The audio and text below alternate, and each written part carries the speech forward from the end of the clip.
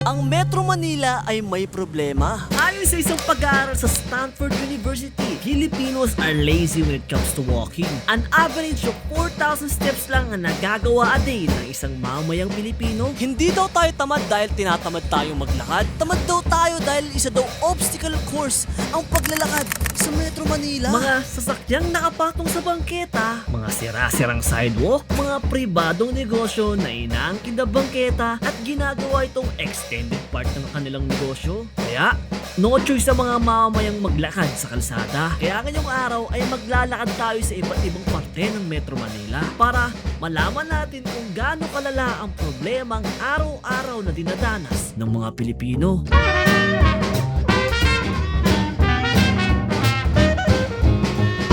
Kung meron tayong isiset na example na sa tingin ko ay nangyayari sa buong Metro Manila, sa tingin ko maraming makaka-relate dito. Ladies and gentlemen, ang kabaan ng Taft Avenue.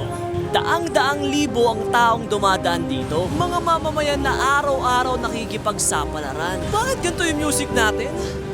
Bakit parang pang Pirates of the Caribbean? Just like the Seven Seas, we have 7 obstruction na makikita mo usually sa sidewalk. Illegal parked vehicles, mga poste ng internet at kuryente, extension ng mga negosyo, mga basura, wall of piss, unfinished constructions, at mga vendors. Ngayon, sisimulan na nating lakarin ang Taft Avenue. Sorry po. Actually, bago pa tayo magsimula, parang obstacle course na yung papunta sa kinatatayuan natin. Dagdag mo pa yung mga kanto na ang papanghi. This is fucking crazy, bro. Whoa, look at that, bro. Oh shit! Saan tayo lalakad? Di mo alam kung discontinued na yung mismong sidewalk o natabunan na siya mismo ng jeep. Ito na ata ang pinakamabangong kanto na namoy ko. Ang bango ng kanto na to, pre. Yeah! Computer! Make everyone who pees in here sore as fuck. Ang hindi mo magets, so parking lot ba to? Hindi. Wala ba tayong 5 minutes sa paglalakad? Ito na, ang bumugad sa atin. Uy, parking lot. Wala nang sidewalk, pre. The sidewalk is non-existent. Sa almost 240 meters na paglalakad natin, kita mo yung palaging adjustment na ginagawa ng mga pedestrian. Sa bagay, imbis na sumiksik ka sa bangketang puno ng obstructions, mas mabuti pang lumabas ka na lang sa bangketa at bumalik ka na lang pag wala nang masyadong nakaharang. Ilang minuto pa lang ako naglalakad pero eto na yung mga common problems na na-encounter ko sa sidewalk. Mga sasakyan na kung saan-saan na lang nakapark. Mga nagtitinda sa bangketa. Mapangheng poste. Mga negosyong nakaharang na sa bangketa. Yung mga kalsada dito, para kang nanonood sa YouTube tas may ad break. Minsan may maluwag, tas bigla-bigla lang sisikip. No choice ka maglalakad sa gitna. Ang gulo, pre.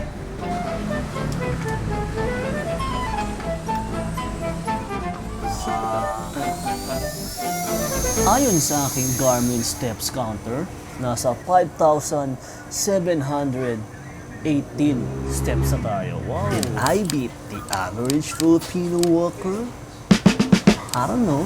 Speaking of Filipino walker, dito mo din sa top makikita ang mga chinito na masasabi mong mahilig maglakad. Kinita ko sila Jet Nico, Con, Aaron at Adrian, ang chinito walkers. Ano yung mga common sidewalk encounters nyo na nakakainis? Minsan walang sidewalk. Maglalakad lang kami, tapos biglang magic. Siguro nakakainis rin yung mga sidewalk, tapos ang laki ng pole nasa gitna ng sidewalk. So parang saan ka dadaan, like May dead end yung sidewalk.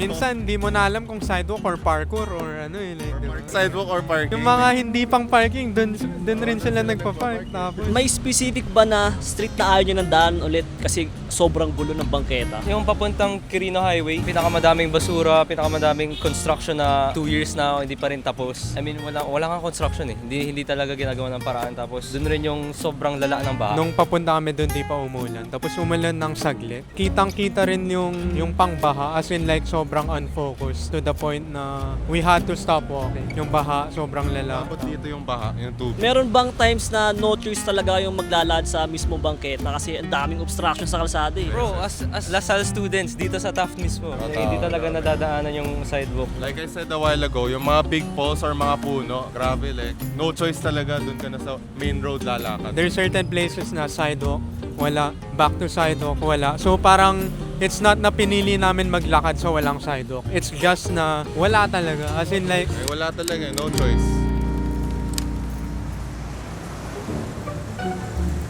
At hindi lang ito yung susunod na kabanata nito, pre.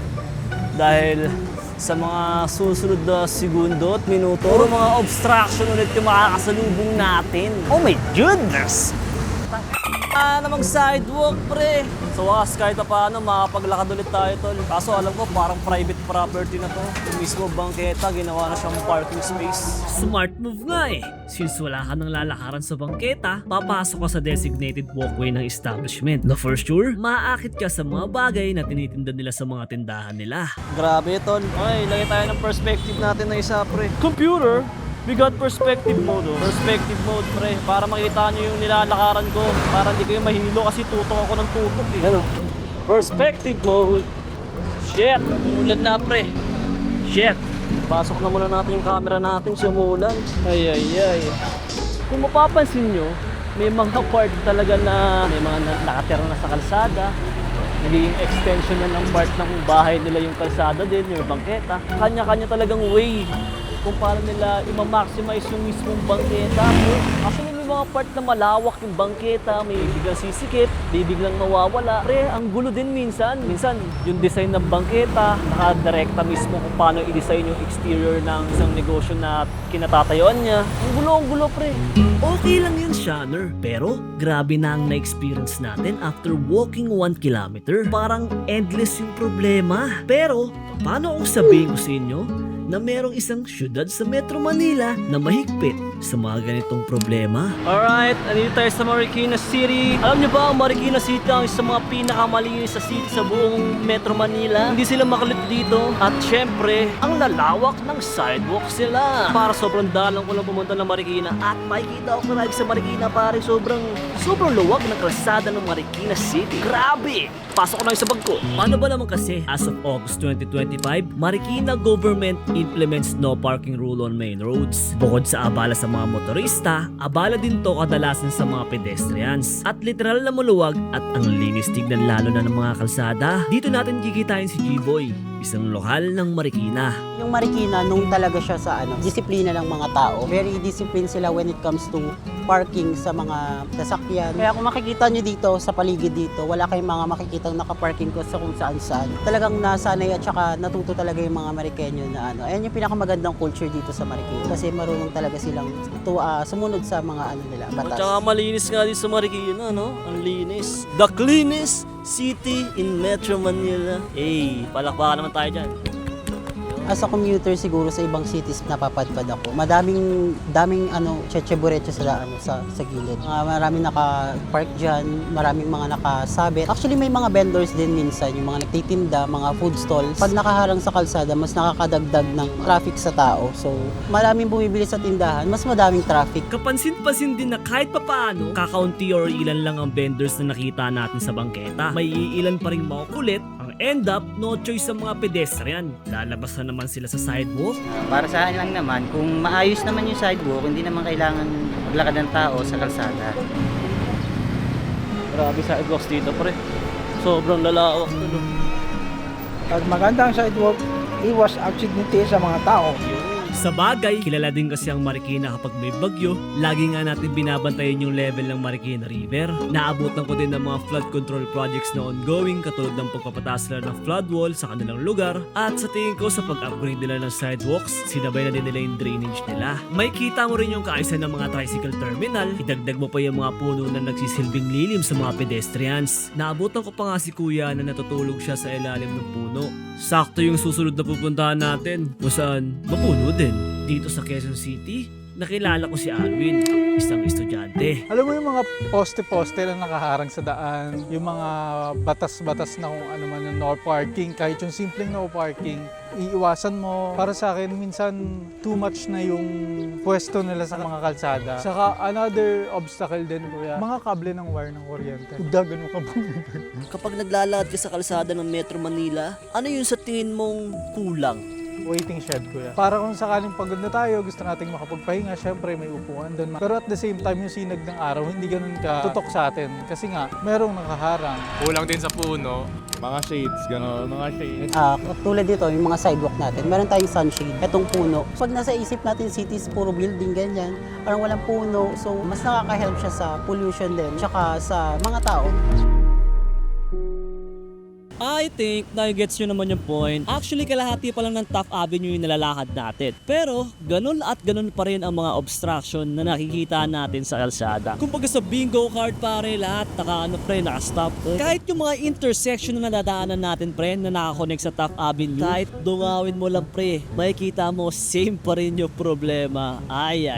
Ang nakakabilib pre, parang nag-adapt na lang rin tayo no? Kanina may nakita ako nagsi-cellphone, siguro nag-ML siya, basta nagkakaligod siya sa phone niya, gumagano siya pre. Habang naglalakad siya pre, without looking sa paligid niya, siguro nakita niya sa peripheral visions niya na merong obstruction, kaya lumiwas na lang siya pre. And after niya malagpasan yung obstructions, bumalik ulit siya sa mismong sidewalk. Muscle memory pre. Pag merong obstruction sa sidewalk, matik, labas ng bangketa. Share. Kasi ang usaping sidewalk ay isa sa mga malalalim na diskusyon na hindi pa handa ang lahat. Mula sa mga taong tinitake advantage ang bangketa at taong nakaupo na hindi pinapatupad ang tama ang batas. Perfect tandem para mag-blend in ang korupsyon. Hindi pa natin napag-uusapan ng accessibility ng mga PWD sa sidewalk na in-issue noong 2009 pa. Pero hindi naman talaga siya mabisang napatupad. While looking at the paperwork, mukhang hindi ito na-implement sa lahat ng sidewalk. Tama nga ang Stanford University. Nakakatamad niya maglakad sa Pilipinas.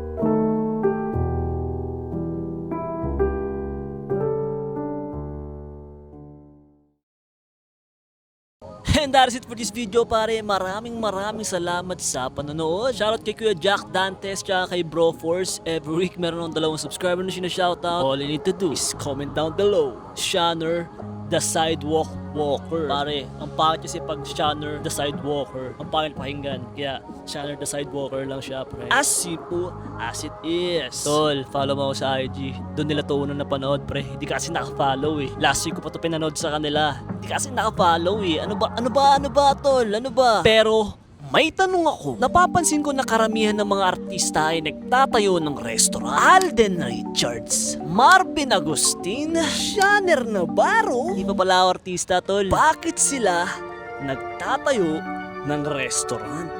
I guess we have to find out.